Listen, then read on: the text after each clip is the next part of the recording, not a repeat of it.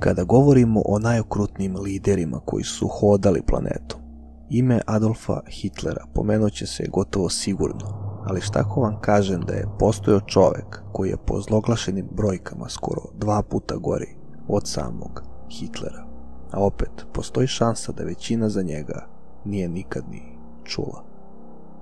Čovek koji je želeo da posjeduje Filipine, ali je na kraju nekako završio ubivši na milione Afrikanaca. Čovek koji je nosio ime Leopold II. Dobrodošli na kanal Jezivo.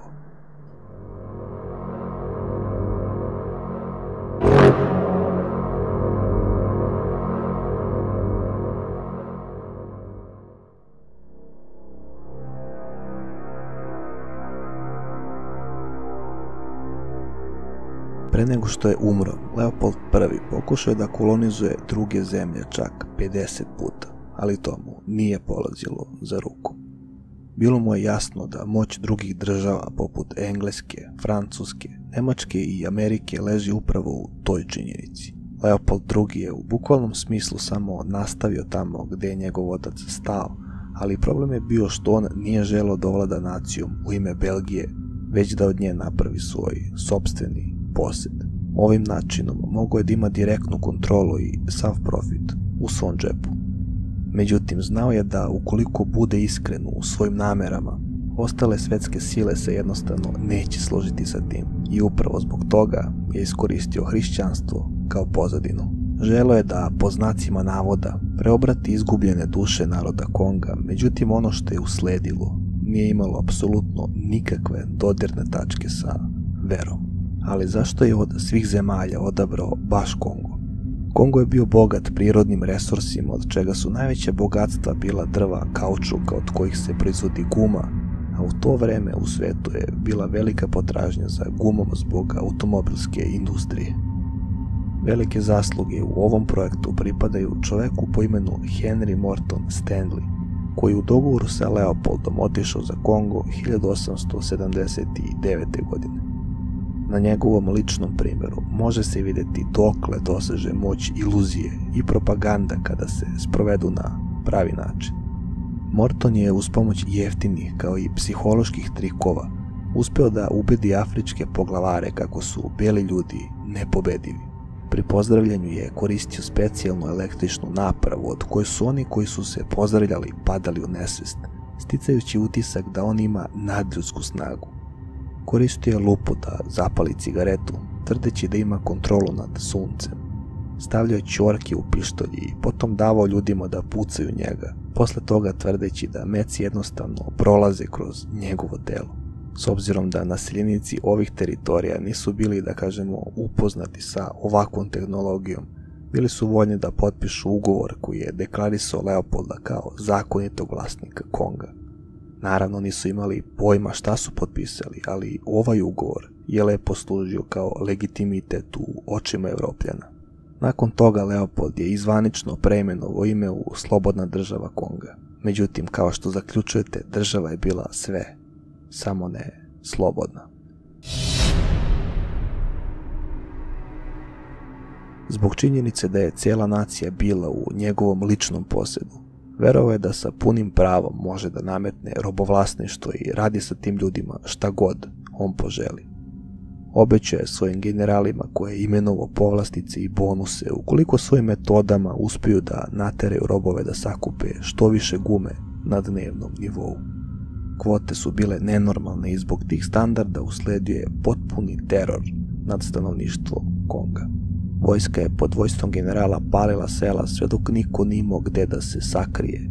Potom bi zarobili sve žene i decu i ucijenili njihove muževe i očeve da će ih ubiti ili osakatiti ukoliko ne skupe određenu količinu gume do kraja dana. Leopold je oformio i svoju privatnu četu pod imenom Force Publique, koja je prilikom rušenja sela regrutovala visoke i jake članove u svoje redove i obučavala ih da ubijaju svakoga ko se suprotstavi naređenjima generala. Tako da su stanovnici Konga u suštini bili primorani da ubijaju rođene prijatelje, rođake, žene i decu. Nije bilo izuzetaka. Zahtevano je da za svaki ispaljen hitac mora biti donešena i jedna isečena ruka. a ukoliko se to kojim slučajem ne desi, bili bi i sami ubijeni. To je dovodilo do toga da vojnici odsecaju ruke i živima i mrtvima kad god bi istrošili jedan metak. U međuvremenu ljudi u Evropi nisu imali pojma šta se dešava i pročulo se da Leopoldu treba još vojnika zarad svog hrišćanskog zadatka.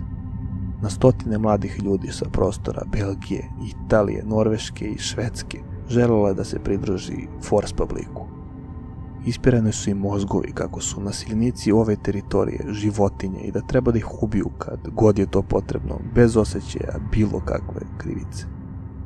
Posle programiranja, ovi ljudi postali su totalno bezosjećeni i počeli su pored ubijenja da izvlače utrube ljudi i odsecaju genitalije koje bi kačili po žicama. Verovali su da što se gore odnose prema stanovnicima Konga, to će oni bolje raditi i vremenom su uspjeli da porobe cijelu populaciju zemlje. Čovjek po imenu Leon Rom, koji je bio na čelu Forspublika u to vreme, dekorisao je svojim manje odsečenim glavama, dok je sam Leopold 1897. godine na svom imanju napravio ljudski zoološki vrt. Zarobio je preko 250 ljudi iz Konga i primorao ih da žive na tom mestu. Ljudi su se pojavljivali gađajući ih kikirikijem i bananama i nazivajući ih majmunima. Bili su primorani da ostanu u tim uslovima po svim vremenskim prilikama, pa je tako nekoliko desetina preminulo od influence i pneumonije. Dakle, kada je sve išlo kao podmazano, kako je zapravo usledio raspad mašine.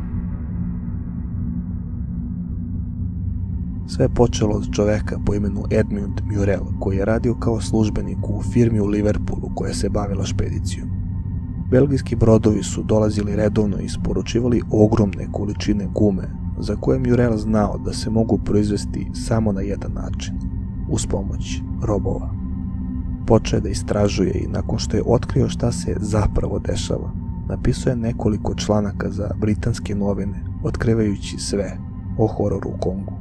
Upravo zbog tih članaka, novinar po imenu Roger Casement poslat je u Kongo kako bi pokušao da sakupi svjedočenje ljudi po pitanju zločina protiv ljudskih prava. Nakon što je njegov izveštaj objavljen, Leopold je znao da ukoliko ne uradi ništa po tom pitanju, da će to biti njegov kraj. Zbog toga je poslao svoju internacionalnu komisiju u Kongo sa nadom da će moći da ih podmiti da po povratku kažu sve što on bude želeo. Hrišćanski misionar koji je živio u Kongu duže vreme i koji je zajedno sa svojim suprugom posvetio život pomagajući narodu, uspio je na kraju da dođe do komisije. Okupio je grupu ljudi koja je svedočila o smrti, mučenju, silovanju, sakaćenju i svemu ostalom od strane plaćene vojske. Pošto je njegova supruga bila fotograf, priložene su brojne slike kao dokaz o svim hororima kojima su svedočili. Kada se komisija vratila u Belgiju, podnijeti izveštaj na 50 strana o svim užasima koje su vidjeli i poslali ga Leopoldu, koji je naredio da se sva papirologija i dokazi spale. Vlada je ubrzo preuzela Kongo iz ruku Leopolda, koji je umro samo godinu dana kasnije. Za vreme njegove vladavine terora u periodu od 23 godine, prema podacima eliminisao je preko 10 miliona stanovnika Konga, dok neki izveštaj kažu da ta brojka doseže i do 15, što u realnosti znači da je Leopold eliminisao čak 50% ukupnog stanovništva. Ni sama vlada Belgije, da kažemo, nije bila med i mleko, jer je na kraju odlučila da prikriva sve ovo godinama. Leopold je već stekao ogromno poštovanje među narodom kao neko ko je obogatio zemlju i zbog te činjenice držali su ovo u tajnosti. U školama se nije učilo njegovim zlodelima, podizane su statue širom zemlje u njegovu čast i ovo je jedan od razloga zašto možda niste čuli za njega, niti za ovaj genocid. Konkretno ovaj događaj smatra se za možda jednu od najvećih zataškavanja u istoriji Europe, a svakako da se zbog dešavanja u tom periodu može smatrati i jednim od najužasnijih.